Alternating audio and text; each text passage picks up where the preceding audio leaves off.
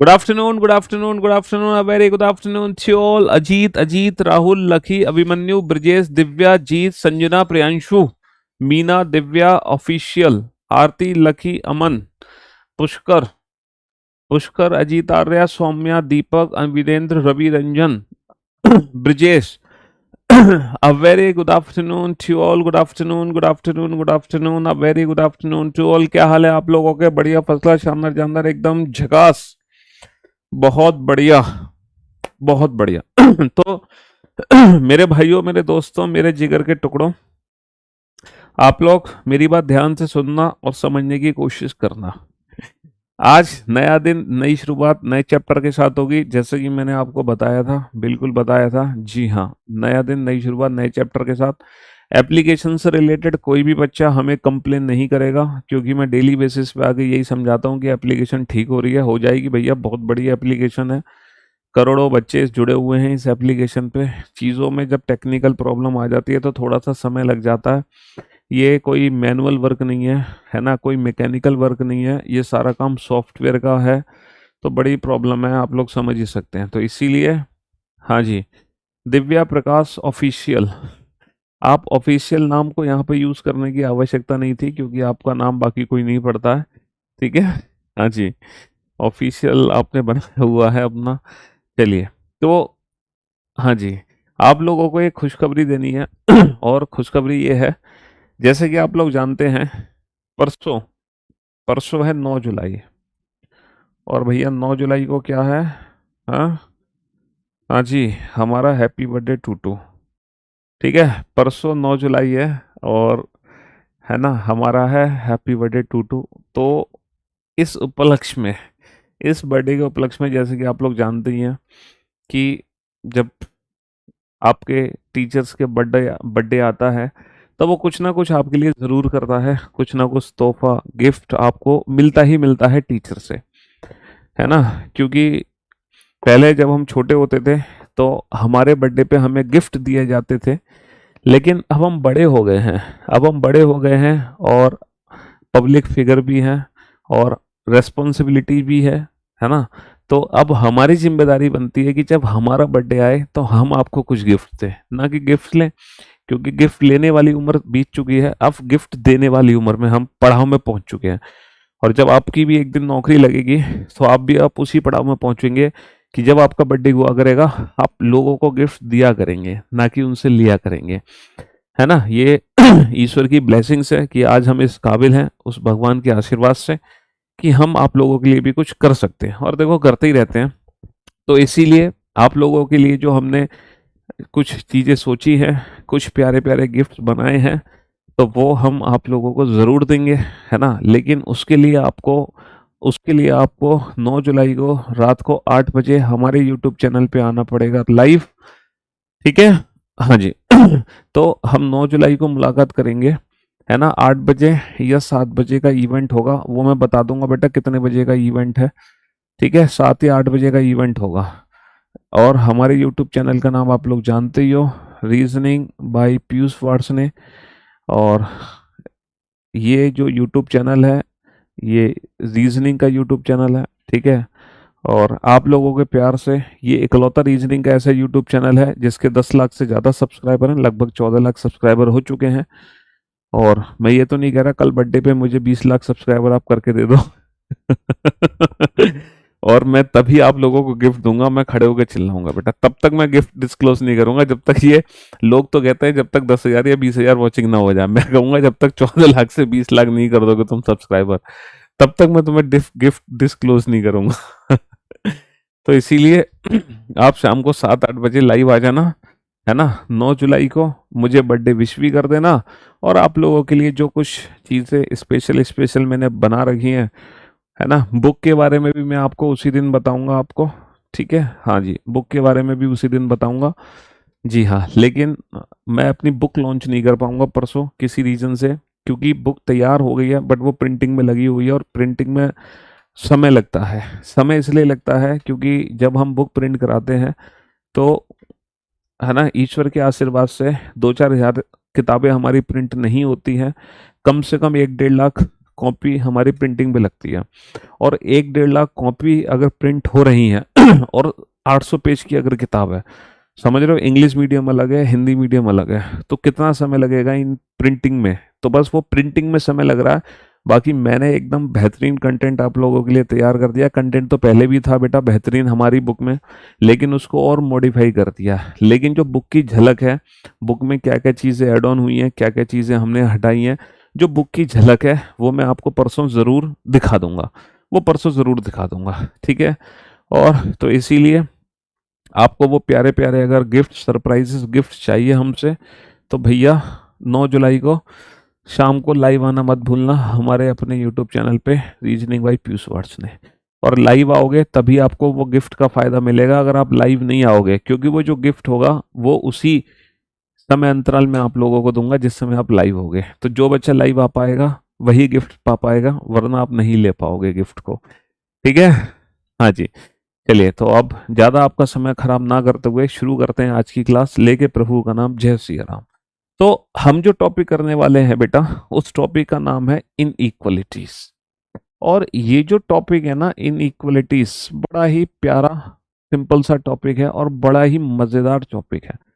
बेहतरीन मजा आने वाला है इस चैप्टर को पढ़ने में। वैसे तो देखो आप यही कहते हो सर, जब भी कोई चैप्टर स्टार्ट करते हो इस चैप्टर को पढ़ने में बेहतरीन मजा आने वाला है, और मैं इसलिए भी ये बात कह पाता हूँ क्योंकि एक्चुअल में बेहतरीन मजा आता ही है जब आप पढ़ते हैं उस चैप्टर को। और बताओ नहीं आता वो मजा तो इसलिए हम हर चैप्टर के बाद यही बोलते हैं, हर चैप्टर से पहले, कि बेहतरीन मजा आने वाला है। क्योंकि रीजनिंग तो अपने आप में ही बहुत इंटरेस्टिंग सब्जेक्ट है, और इंटरेस्टिंग इसलिए भी है क्योंकि बहुत प्रैक्टिकल सब्जेक्ट है, और जो चीज़ें प्रैक्टिकल होती हैं उनको पढ़ने में एक अलग लेवल का आनंद आता है कि नहीं आता? जब तुम आसमान की तरफ देखते हो, सितारों की तरफ देखते हो, है ना, ब्रह्मांड की तरफ नजर डालते हो, जमीन की तरफ देखते हो, पहाड़ों की तरफ देखते हो, और फिर जब विवेक सर वो चीज़ें आप लोगों को पढ़ा रहे होते हैं ज्योग्राफी में, है, ब्रह्मांड के बारे में, पहाड़ों के बारे में, नदियों के बारे में, तब वो चीज़ों को आप जब कनेक्ट करते हो अपनी लाइफ से, तो मज़ा आता है कि नहीं आता आपको, ये बताओ। तो हर उस चीज़ को पढ़ने में मज़ा आता है जो चीज़ें प्रैक्टिकल होती हैं। थ्योरेटिकल पढ़ने में कुछ मज़ा नहीं आता, लेकिन जिन चीज़ों को हम प्रैक्टिकली इम्प्लीमेंट कर पा रहे हैं वो अल्टीमेट लेवल की मज़ेदार चीज़ें होती हैं। हाँ, मेरी खासकर रुचि रहती है ब्रह्मांड में। आपने देखी भी होंगी, मेरा बच्चा है छोटा सा, वो भी वीडियो बनाता रहता है सोलर सिस्टम से रिलेटेड।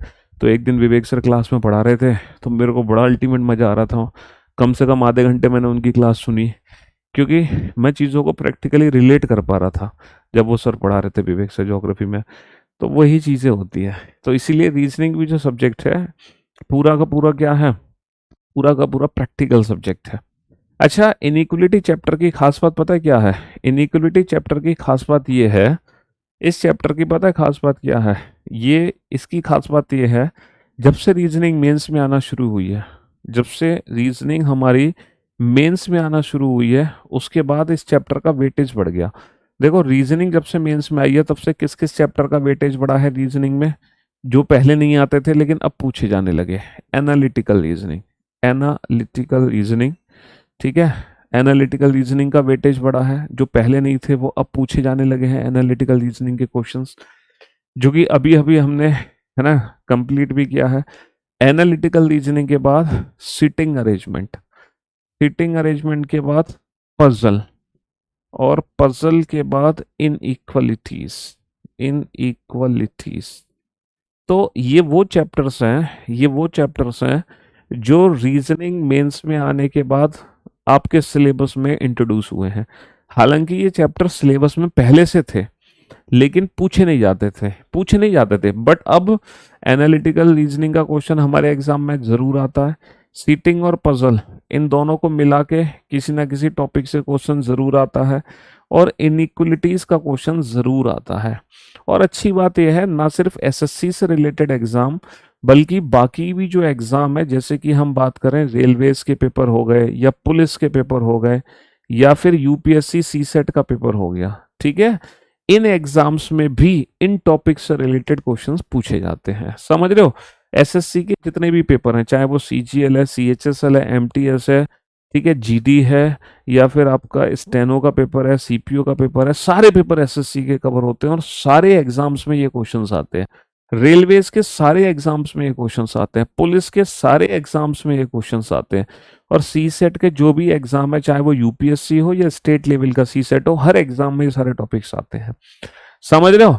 तो इनइक्वलिटी बहुत ही मजेदार, बहुत ही एनालिटिकल रीजनिंग में ना थ्योरी वाले क्वेश्चंस होते हैं, वो थ्योरी हमें पढ़नी होती है, कोई फॉर्मूला यहाँ पे यूज नहीं होता है, कोई फॉर्मूला यहाँ पे यूज नहीं होता, वो थ्योरी हम पढ़ते हैं और बहुत ही बेसिक बेसिक से कंसेप्ट है जो हमने सीखे भी थे। अच्छा ये बताओ, इनइक्वलिटीज को हिंदी में कहते हैं असमानताएं, क्या बोलते हैं इसको? असमानताएं, असमानताएं, इसको हिंदी में बोलते हैं असमानता है, इनइक्वलिटीज। जहां ग्रेटर देन, लेस देन, है ना, ये सिंबल्स का यूज होता है। अच्छा, ये सिंबल हम बचपन से पढ़ते आ रहे हैं, दुनिया के हर बच्चे को पता है इन सिंबल के बारे में, हर बच्चे को पता है इन सिंबल का यूज कैसे होता है। जैसे कि ये लिखा हुआ है, इसका मतलब क्या है, इस सिंबल का मीनिंग क्या है ना, इस सिंबल का मीनिंग क्या है। सर बहुत ही बच्चों वाला क्वेश्चन है ये तो। चलो पहले मैं एक काम करता हूँ, इन सारे सिंबल्स के मीनिंग लिख ही देता हूँ, क्योंकि हम किसी भी चैप्टर को ना बिल्कुल जीरो लेवल से शुरू करते हैं, एकदम बेसिक लेवल से। इसको आप पढ़ोगे क्या? सर इस सिंबल को हम पढ़ेंगे, इस सिंबल को हम पढ़ेंगे ए इज ग्रेटर देन बी। इस सिंबल को हम क्या पढ़ेंगे? ए इज ग्रेटर देन बी। बिल्कुल बेसिक से शुरू कर रहे हैं, एकदम जीरो लेवल से। इसको हिंदी में क्या पढ़ोगे? सर इसको हिंदी में हम पढ़ेंगे ए बी से बड़ा है, ए बी से बड़ा है, या फिर ए बड़ा है बी से, ए बड़ा है बी से, ए बी से बड़ा है या फिर ए बड़ा है बी से, ए इज ग्रेटर देन बी। अच्छा क्या हम इसको ए इज ग्रेटर देन बी ही पढ़ सकते हैं? क्या इसको हम ए इज ग्रेटर देन बी ही पढ़ सकते हैं? नहीं सर, इसको हम ए इज ग्रेटर देन बी के साथ साथ ऐसे भी पढ़ सकते हैं, बी इज लेस देन ए। इसको हम ऐसे भी पढ़ सकते हैं, बी इज लेस देन ए। इसको हम ऐसे भी पढ़ सकते हैं, बी इज लेस देन ए, है ना। बी बी ए से छोटा है, बी ए से छोटा है, B is less than A, B A से, बी ए से छोटा है। इसको हम ऐसे भी पढ़ सकते हैं, बी ए से छोटा है, बी इज लेस देन ए। इसको हम ए इज ग्रेटर देन बी भी पढ़ सकते हैं और बी इज लेस देन ए भी पढ़ सकते हैं। ए बड़ा है बी से या बी छोटा है ए से। देखो ये तो हमारे पढ़ने की स्टाइल पे डिपेंड करेगा कि एग्जैक्टली हम उसको पढ़ कैसे रहे हैं। ये सिंबल बेटा हमेशा ग्रेटर देन क्यों पढ़ा जाता है? पता है क्यों?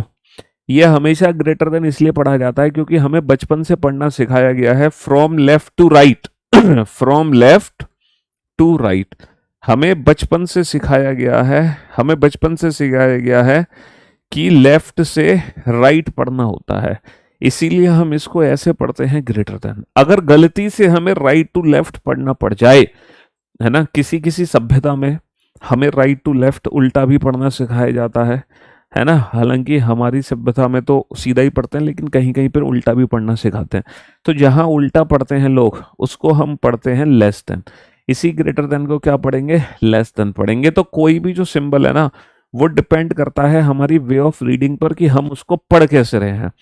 क्लासेस डाउनलोड क्यों नहीं हो रही हैं? क्लासेस में प्रॉब्लम आ रही है, डाउनलोड का ऑप्शन क्यों नहीं आ रहा है? टेक्निकल एरर्स हैं तमाम दुनिया भर की, डेली बेसिस पर मैं बता रहा हूँ कि एप्लीकेशन में काम चल रहा है।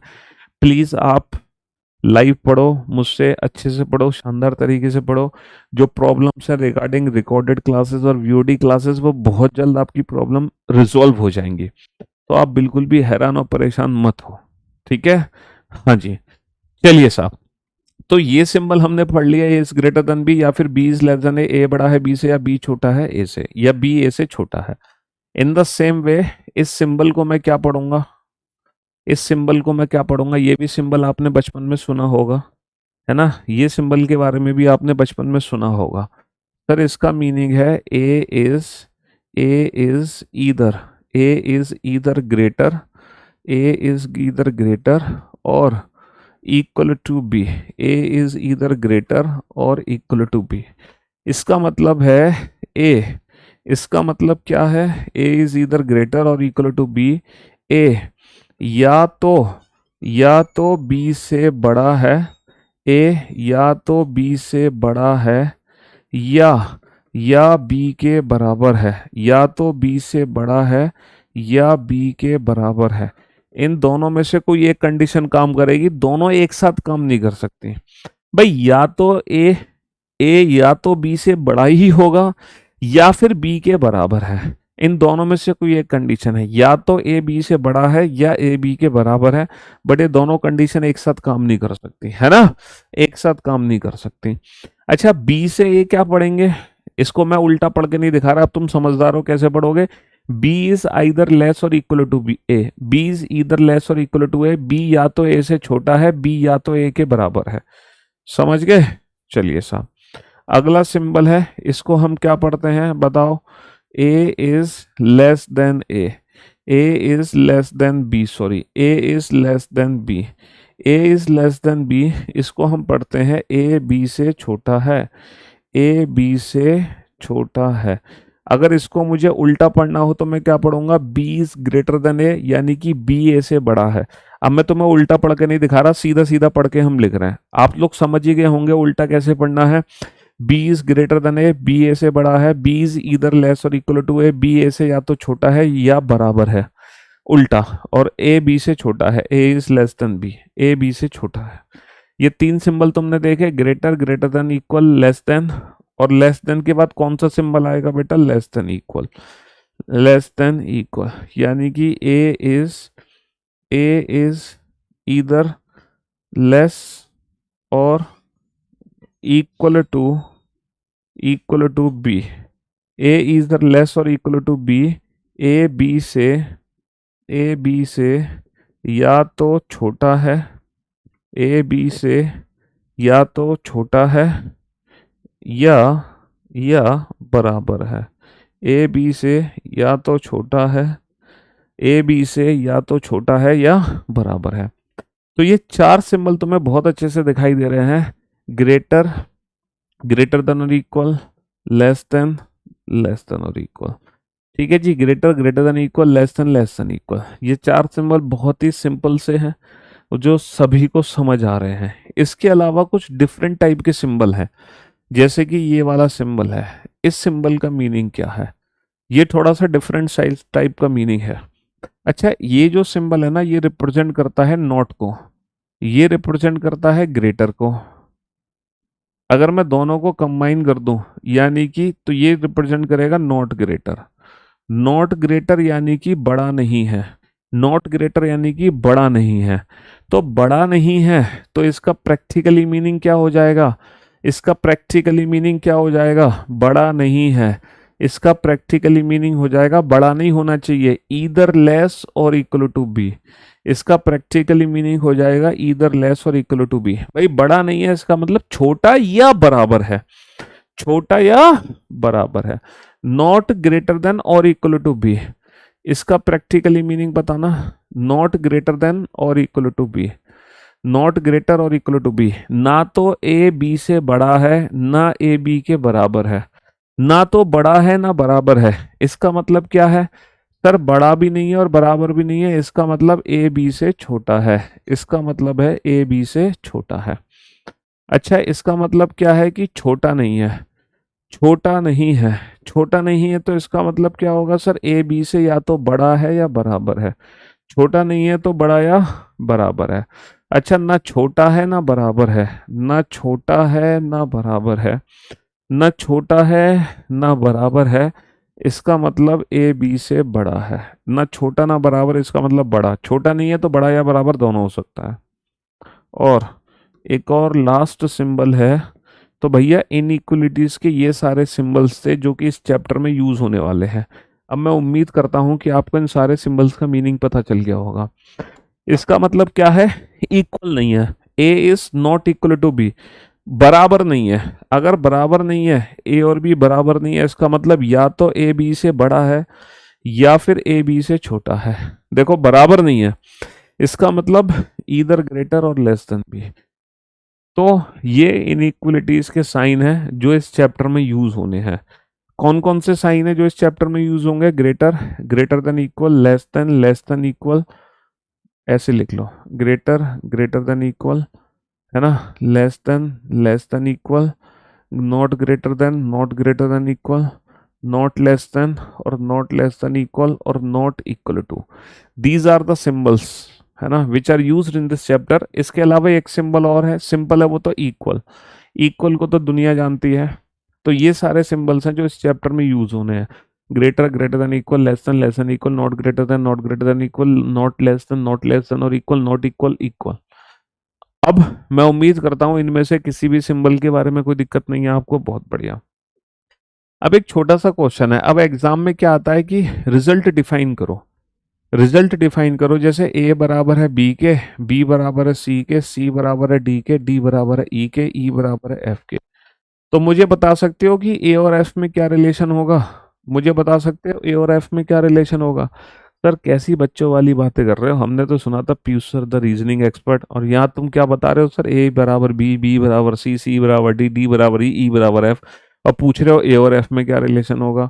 सर कैसी फालतू बातें कर रहे हो हैं सर? ए बराबर एफ के होगा। कॉमन सेंस है कि नहीं सर आपके अंदर? हाँ जी। चलिए साहब, अगर मैं इन्हीं में कुछ सिंबल्स यूज करने लग जाऊं, अगर मैं इन्हीं में बराबर की जगह कुछ और सिंबल रख दूं, जैसे मैंने ग्रेटर रख दिया, जैसे मैंने ग्रेटर देन इक्वल रख दिया, समझ रहे हो? अगर इन्हीं में मैं बीच बीच में इक्वल की जगह कुछ सिंबल्स को रिप्लेस कर दूं, कुछ सिंबल्स को मैं रिप्लेस कर दूं, for an example like that, और अब मैं आपसे रिलेशन पूछूं कि भैया क्या अब अभी भी ए और एफ के बीच में हमारा इक्वल साइन रहेगा? क्या अभी भी ए और एफ के बीच में इक्वल रहेगा? क्या अभी भी बी और एफ के बीच में इक्वल रहेगा? क्या अभी भी सी और एफ के बीच में इक्वल रहेगा? ये बताओ। देखो, यहां पर अगर मैं ऊपर देखूं, ए और एफ के बीच में भी इक्वल है, बी और एफ के बीच में भी इक्वल है, और सी और एफ के बीच में भी इक्वल है। ऊपर तो ए एफ के बराबर है, बी भी एफ के बराबर है, सी भी एफ के बराबर है, क्योंकि सारे बराबर हैं।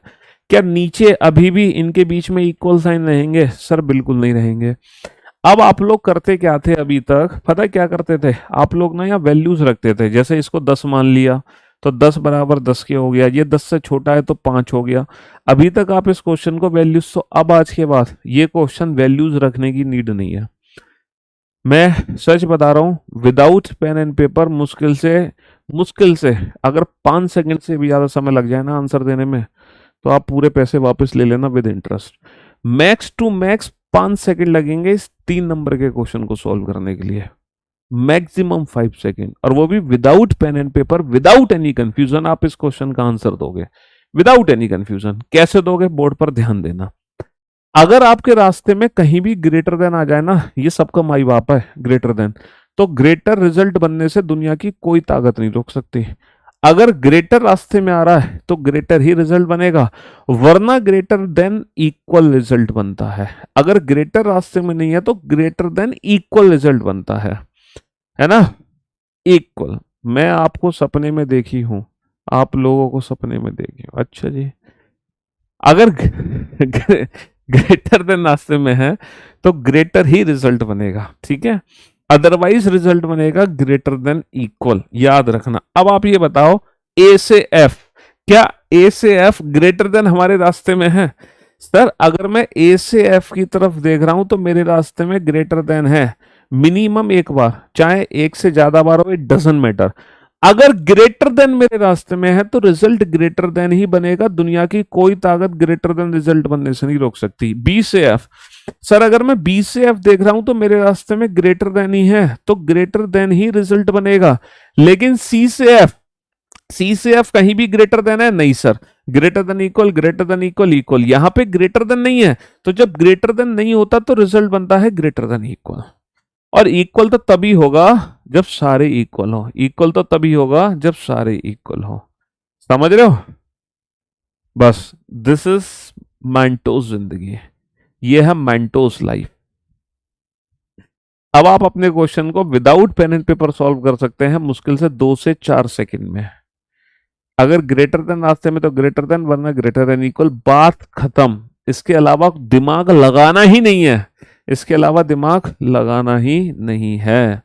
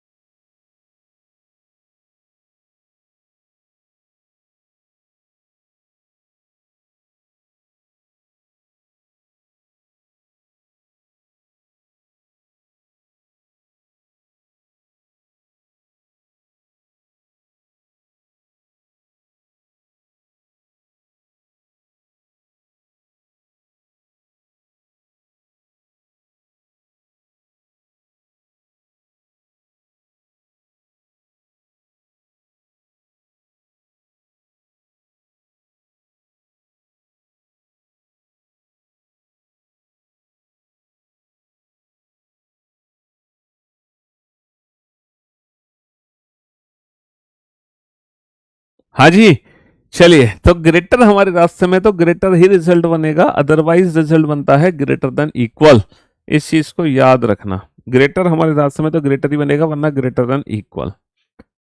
चलिए साहब, तो बहुत ही सिंपल सा टॉपिक था, बहुत ही सिंपल सा कॉन्सेप्ट था, वो हमने डिस्कस कर लिया है। इसी कॉन्सेप्ट पे आप बता दो कि ए और ई के बीच में रिलेशन क्या है ना, ए और ई के बीच में रिलेशन क्या है, ए और डी के बीच में रिलेशन क्या है, ए और सी के बीच में रिलेशन क्या है, जल्दी से बता दो। है ना, 2 सेकंड का काम है बेटा आंसर देना, मुश्किल से 2 सेकंड लगेंगे आंसर देने में। ये बता दो बी और डी के बीच में रिजल्ट क्या है, बी और ई के बीच में रिजल्ट क्या है, बी और डी, बी और ई के बीच में रिजल्ट क्या है। 2 सेकंड का काम है आंसर देना। ये बताओ सी और ई के बीच में रिजल्ट क्या है, जल्दी से बताओ, सी और ई के बीच में रिजल्ट क्या है। तो ग्रेटर आपके रास्ते में है तो ग्रेटर देन ही रिजल्ट बनेगा, अदरवाइज ग्रेटर देन इक्वल बनेगा। साउंड का साइन लगा देना ऊपर। ए और ई के बीच में क्या रिजल्ट आएगा सर, ए से ई ग्रेटर रास्ते में ग्रेटर आएगा, ए से डी ग्रेटर रास्ते में ग्रेटर आएगा, ए से सी ग्रेटर रास्ते में ग्रेटर आएगा, बी से डी ग्रेटर रास्ते में ग्रेटर आएगा, बी से ई ग्रेटर रास्ते में ग्रेटर आएगा, सी से ई सर यहाँ पे कहीं भी ग्रेटर देन नहीं है तो ग्रेटर देन इक्वल आएगा। अब तुम में से कुछ बच्चे सोच रहे होंगे सर अगर मान लो दोनों फैमिली के मेंबर आ जाएं ग्रेटर के साथ लेस देन तो क्या करेंगे, हैव सम पेशेंस, उसके लिए थोड़ा पेशेंस रखेंगे, है ना। हाँ जी, चलिए अब बढ़ते हैं हम आगे। तो ये बहुत ही बेसिक सा क्वेश्चन था, इसको क्वेश्चन नंबर 1 से हम समझ सकते हैं, ये सारे कंक्लूजन्स थे, है ना। और जिस तरीके से ग्रेटर देन आने पर ग्रेटर देन रिजल्ट बनता है, वरना greater than equal, in the same way in the same way less than आने से लेस देन ही रिजल्ट बनेगा, वरना लेस देन इक्वल बनेगा, लेस देन आने से लेस देन रिजल्ट बनेगा, वरना लेस देन इक्वल बनेगा।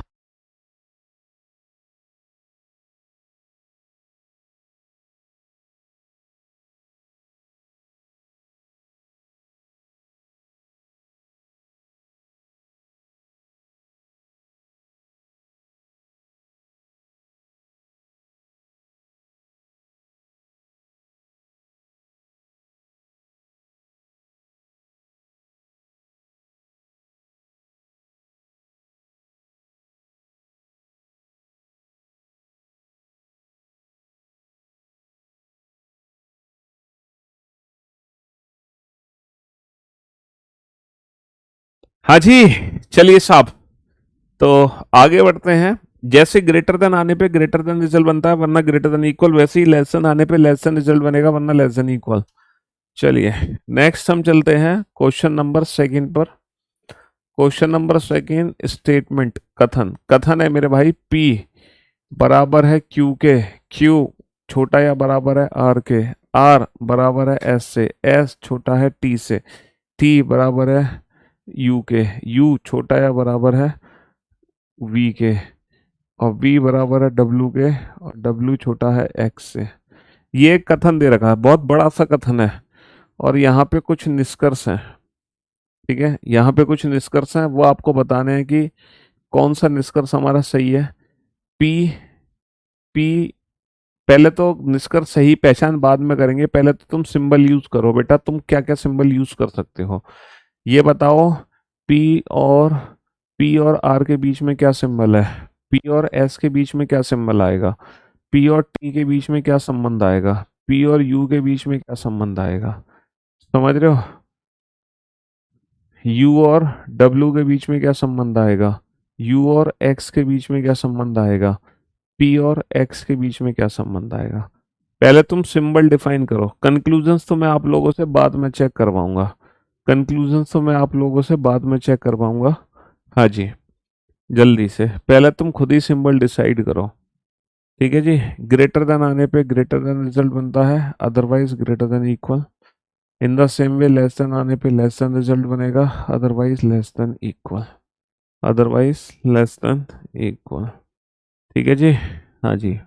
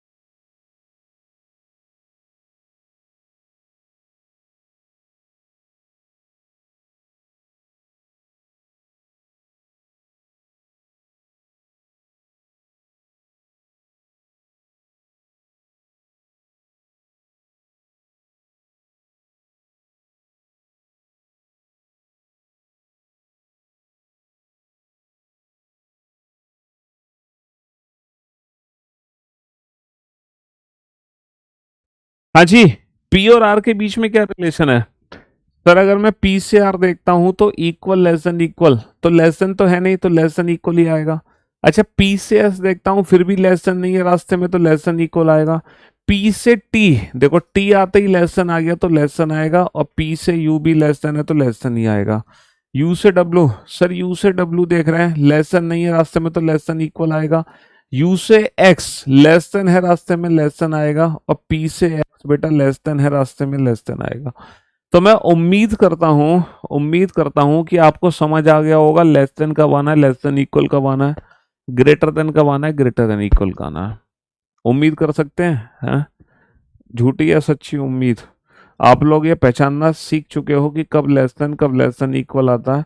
अब बात करते हैं सर, अगर रास्ते में दोनों फैमिली के मेंबर टकरा जाएं तब क्या करोगे? सर अगर दोनों ही फैमिली के मेंबर टकरा जाएं तब हम क्या करेंगे, उनके बीच में क्या संबंध बना सकते हैं? जैसे मैं बात करता हूँ ए और सी के बीच की, ए सी से बड़ा है, ए सी से छोटा है, ए सी से बड़ा या बराबर है, ए सी से छोटा या बराबर है, या ए सी के बराबर है, या ए सी के बराबर नहीं है।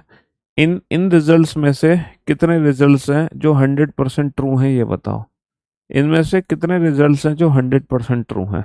हम बात करते हैं ए और सी के बीच की। हाँ, इनमें से कितने रिजल्ट्स 100% ट्रू हैं, आप कैसे डिसाइड करोगे? कैसे डिसाइड करोगे कितने रिजल्ट 100% ट्रू है? इस चीज को हम प्रैक्टिकली ऐसे समझ सकते हैं, है ना? इस चीज को प्रैक्टिकली हम ऐसे समझ सकते हैं। देखो, for an example, Rakesh sir की उम्र पीयूष सर से ज्यादा है। भाई राकेश सर पीयूष सर से बड़े हैं, और गोपाल सर भी पीयूष सर से बड़े हैं। ठीक है, ये दोनों पीयूष सर से बड़े हैं। ठीक है, रियल में भी बड़े ही हैं, मैं छोटा हूँ। ठीक है, तो अब ये बताओ, राकेश सर और गोपाल सर की एज में कंपैरिजन कैसे करोगे कि इन दोनों में आपस में कौन बड़ा है? भाई राकेश सर की एज पीयूष सर से ज़्यादा और पीयूष सर गोपाल सर से छोटे हैं। तो राकेश सर और गोपाल सर की एज में कैसे डिसाइड करोगे कि राकेश सर गोपाल सर से ज़्यादा उम्र में है, या राकेश सर छोटे हैं गोपाल सर से, या राकेश सर गोपाल सर के बराबर है? कैसे डिसाइड करोगे? या दोनों की उम्र एक दूसरे के बराबर नहीं है? देखो, राकेश सर भी पीयूष सर से बड़े हैं, बिल्कुल प्रैक्टिकली समझना, गोपाल सर भी पीयूष सर से बड़े हैं। अगर ये दोनों ही पीयूष सर से बड़े हैं तो राकेश सर और गोपाल सर दोनों की एज में कंपैरिजन कैसे कर लोगे? आप तुलना कर ही नहीं सकते। अगर मान लो कोई दो व्यक्ति, सीता और गीता, दोनों तुमसे बड़ी हैं उम्र में, तो सीता गीता में कौन बड़ा है तुम डिसाइड कर सकते हो? हैं? क्यों भाई? नहीं कर सकते ना। अगर मोनिका सोनिका दोनों तुमसे उम्र में बड़ी हैं, तो मोनिका सोनिका सोनिका में आपस में कौन बड़ा है डिसाइड कर सकते हो? नहीं कर सकते। इसका मतलब है, जब भी रास्ते में दोनों फैमिली के मेंबर टकरा जाएं तो उनके बीच में कोई भी डेफिनेट रिजल्ट नहीं बना सकते, है ना? उनके बीच में डेफिनेट रिजल्ट हम नहीं बना सकते। Please find attached here with for है, ये क्या लिख रहा है बच्चा, है ना? अगर अगर उनके बीच में, अगर रास्ते में दोनों फैमिली के मेंबर आ जाएं तो हम डेफिनेट रिजल्ट नहीं बना सकते हैं, बिल्कुल भी नहीं बना सकते। समझ रहे हो? हाँ जी। ए और सी की अगर मैं बात करूं तो ए से सी की तरफ अगर मैं जाता हूं तो बड़ा भी है और छोटा भी है, दोनों फैमिली के मेंबर हैं। तो ए और सी के बीच में डेफिनेट रिजल्ट बन ही नहीं सकता। तो जब दोनों फैमिली के मेंबर आते हैं तो उनके बीच में कोई डेफिनेट रिजल्ट नहीं बन सकता, बट सारी पॉसिबिलिटी सही होंगी, सारी संभावनाएं सही होंगी। समझ गए? तो अब आप समझ गए होंगे कि कब ग्रेटर देन आएगा, कब ग्रेटर देन इक्वल, कब लेस देन इक्वल। अगर दोनों फैमिली के मेंबर टकरा रहे हैं तो फिर उनके बीच में कोई रिजल्ट ही नहीं बनता। अब तो समझ आ गया, अब तो आपके सारे डाउट्स दूर हो गए। चलो, इन्हीं सारे डाउट्स को हम एग्जैक्टली क्वेश्चन की फॉर्म में ले लेते हैं, तब ज्यादा मजा आएगा। अगर इन्हीं सारे डाउट्स को अगर मैं क्वेश्चंस की फॉर्म में ले लूं तब ज्यादा मजा आएगा ना।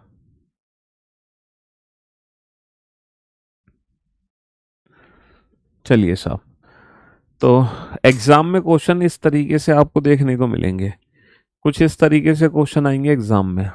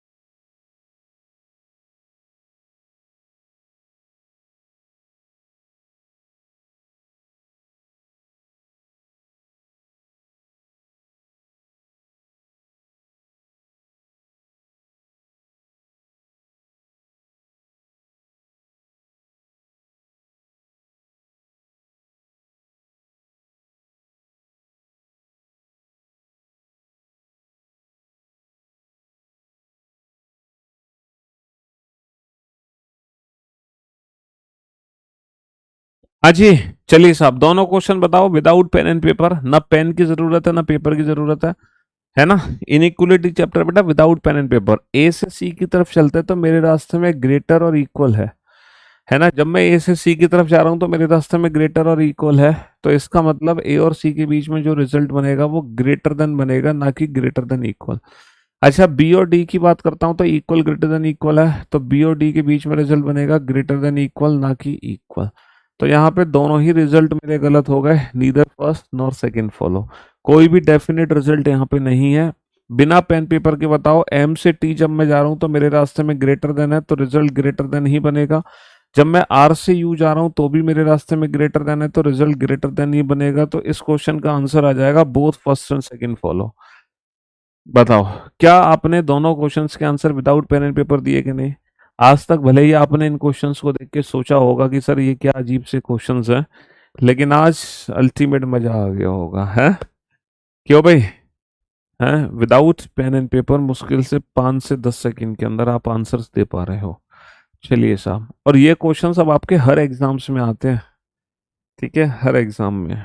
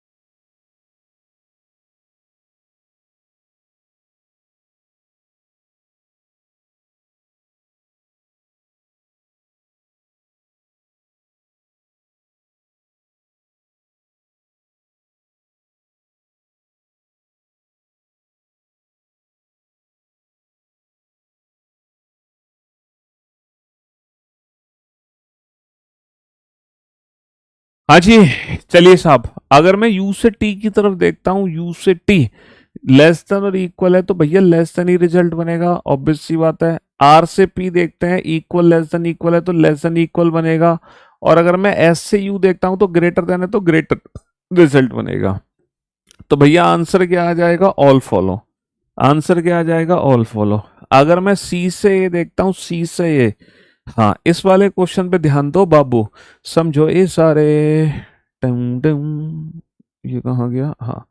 क्वेश्चन नंबर चौथे पे ध्यान दो, यहाँ पे कुछ डिफरेंट चीज आपको सीखने को मिलेगी। ये बताओ, ए बड़ा है बी से और बी बड़ा है सी से। यहाँ पर कंक्लूजन में ये बना सकता हूं ना, ए बड़ा है सी से, कोई दिक्कत किसी को। सर ए बड़ा है सी से, कोई दिक्कत नहीं है। इसी कंक्लूजन को मैं ऐसे नहीं लिख सकता, सी छोटा है ए से, बात तो एक ही है।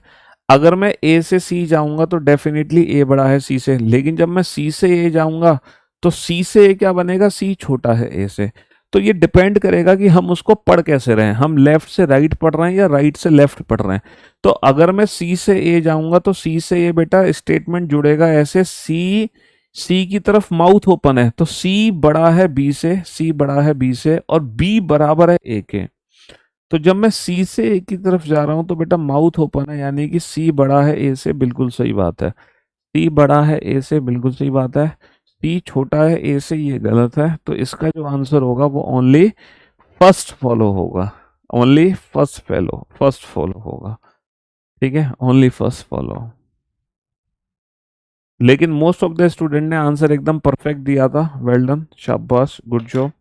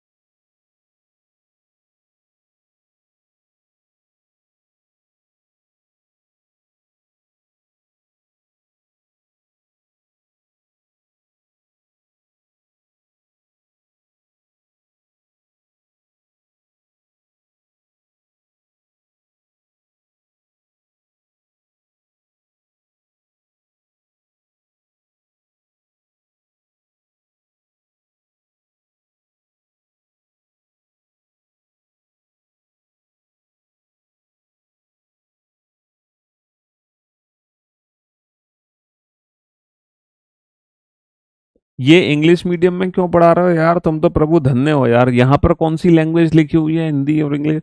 अबे तुम्हें सिर्फ ये चेक करना है कि ये निष्कर्ष सही है कि गलत है। तुम्हें ये कंक्लूजन की जगह लिखा होगा निष्कर्ष, है ना, और स्टेटमेंट्स की जगह लिखा होगा कथन, बस इतना होगा। और फॉलो की जगह लिखा होगा सही है। लेकिन तुम्हें इससे लेना देना क्या, तुम्हारा मेन रोल तो ये कथन और ये निष्कर्ष चेक करने में है। अब तुम ये चाह रहे हो कि अब मैं M is less than R की जगह क्वेश्चन ये बनाऊं, माँ इज लेस देन रा, माँ इज लेस देन रा, ऐसे बनाऊं, ला इज ग्रेटर देन बा, है क्यों भाई? तो क्वेश्चन तो तुम्हें ये इंग्लिश अल्फाबेट की फॉर्म में देखने को मिलेगा एग्जाम में। बस यहाँ हिंदी लिखी होगी, ये कथन लिखा होगा, ये निष्कर्ष लिखा होगा, इसकी जगह लिखा होगा केवल पहला दूसरा सही है, केवल दूसरा तीसरा सही है, केवल पहला तीसरा सही है और कोई भी सही नहीं है।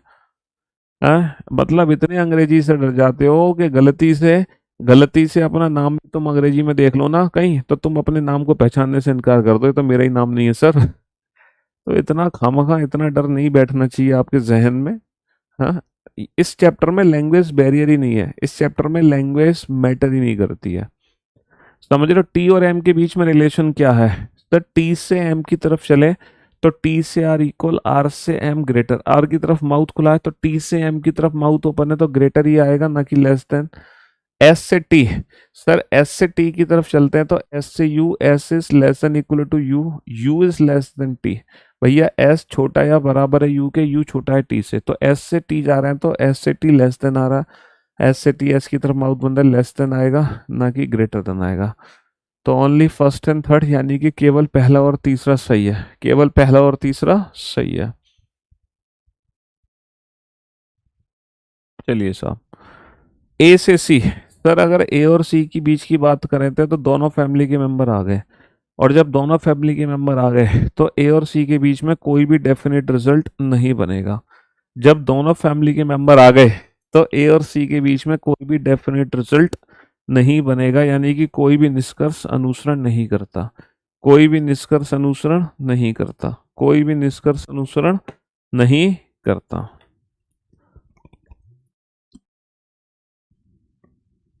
बनाओ बेटा इन दोनों क्वेश्चन को जल्दी से।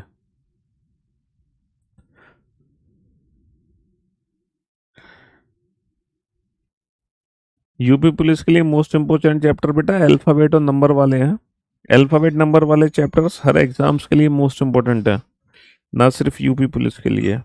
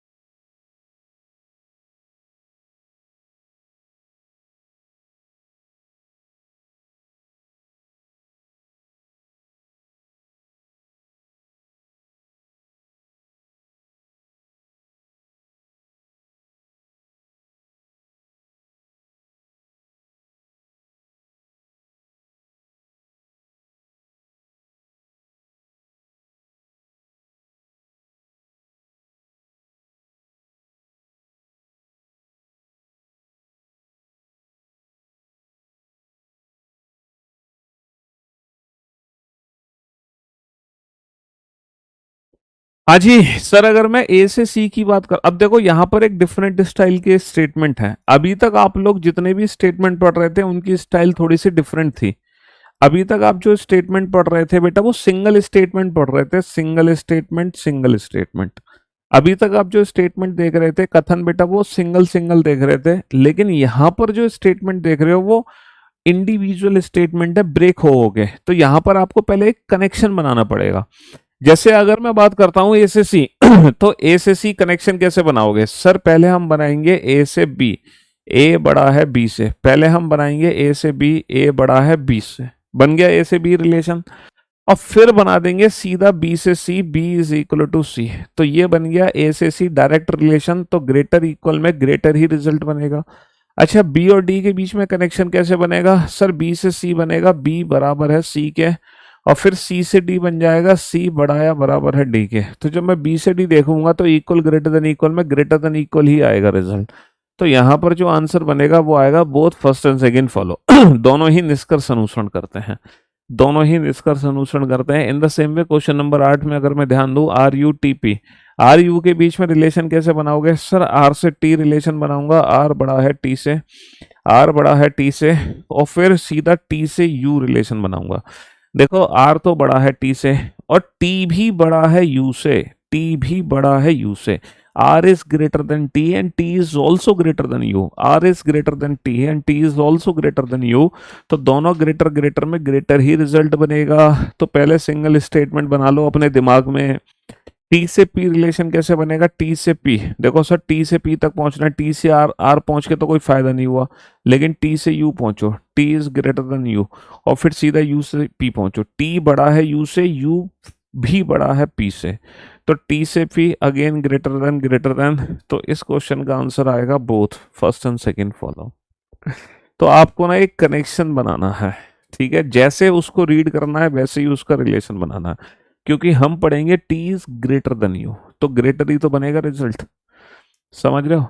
R से T ग्रेटर है, T से U भी ग्रेटर है, तो R और U के बीच में ग्रेटर है ना, T से U ग्रेटर है, U से P ग्रेटर है, तो फिर T और P के बीच में भी ग्रेटर आएगा, है ना? हाँ जी। हमारे कोर्स की जो लाइव कोर्स जो हमारा एंड होता है उसको 6 महीने लगते हैं ख़त्म होने में, लाइव सिलेबस को। वीओडी जो हम आपको देते हैं अपने लाइव सिलेबस के साथ, उस वीओडी को आप ख़त्म कर सकते हो 1 दिन से लेके 2 साल तक, कभी भी, वो आपकी खुद की मर्जी होती है। लेकिन लाइव में 6 महीने लगते हैं पूरा सिलेबस कंप्लीट होने में, 6 महीने तक आपको पेशेंस रखना पड़ता है। रीजनिंग की अगर मैं बात करूं, रीजनिंग की, है ना? हाँ जी।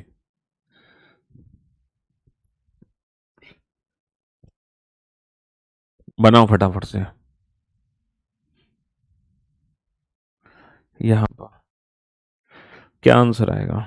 जल्दी से आंसर दो।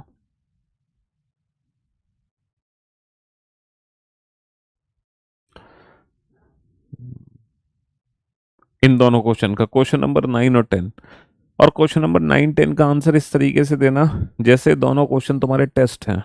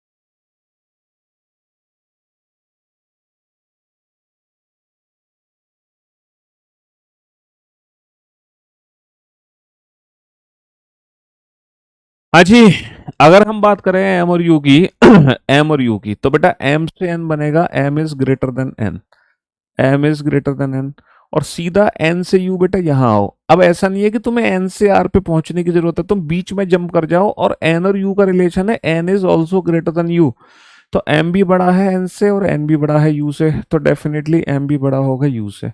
एम और पी के बीच में रिलेशन क्या होगा, देखो M is greater than N, M is greater than N, और फिर एन से पी का रिलेशन ये है एन इज ग्रेटर देन और equal to P, N is greater than और इक्वल टू पी। एम बड़ा है एन से, एन बड़ा है बराबर है पी के, तो ग्रेटर ग्रेटर देन इक्वल में ग्रेटर ही रिजल्ट आएगा। आर और यू के बीच में रिजल्ट क्या बनेगा सर, आर से N, R is greater than और equal to N, R is greater than or equal to n and n is greater than u, n is greater than u। R से u greater than equal greater में greater आएगा result, ना कि less than। समझ रहे हो? तो इस क्वेश्चन का आंसर आ जाएगा only first and second follow, केवल पहला और दूसरा निष्कर्ष सही है। R से u का जो रिजल्ट बनेगा वो ग्रेटर देन बनेगा, ग्रेटर देन, है ना? हाँ जी। m से r का रिजल्ट कैसे बनेगा सर, m से n, m is greater than n, m बड़ा है n से, और सीधा n से r, n बड़ा है r से, n is greater then r, तो m से r ग्रेटर ग्रेटर में ग्रेटर ही रिजल्ट बनता है। m से p कनेक्शन कैसे बनाओगे, m से n, m is greater than n, और फिर n से p, n is less than equal to p, तो m और p बेटा ग्रेटर लेस देन, दोनों फैमिली के मेंबर आ गए, नो रिलेशन। t से p रिलेशन कैसे बनेगा, t से n, t is less than equal to n, t is less than equal to n is less than equal to p, n is less than equal to p, तो less than equal में less than equal आएगा। तो इस question का answer क्या हो जाएगा, only first and third follow, केवल पहला और तीसरा निष्कर्ष अनुसरण करता है, केवल पहला और तीसरा निष्कर्ष अनुसरण करता है, only first and third follow. तो ये थी बेटा class without pen and paper, inequality, Mentos life. मुलाकात करेंगे कल की क्लास में, परसों हमारा हैप्पी बर्थडे टू, इंतजार करना अपने सरप्राइजेस गिफ्ट्स का, ठीक है? चलिए, love you guys, love you all, good bye, thank you so much, take care, शुक्रिया, धन्यवाद, टाटा, बाय बाय, शुक्रिया, थैंक यू सो मच।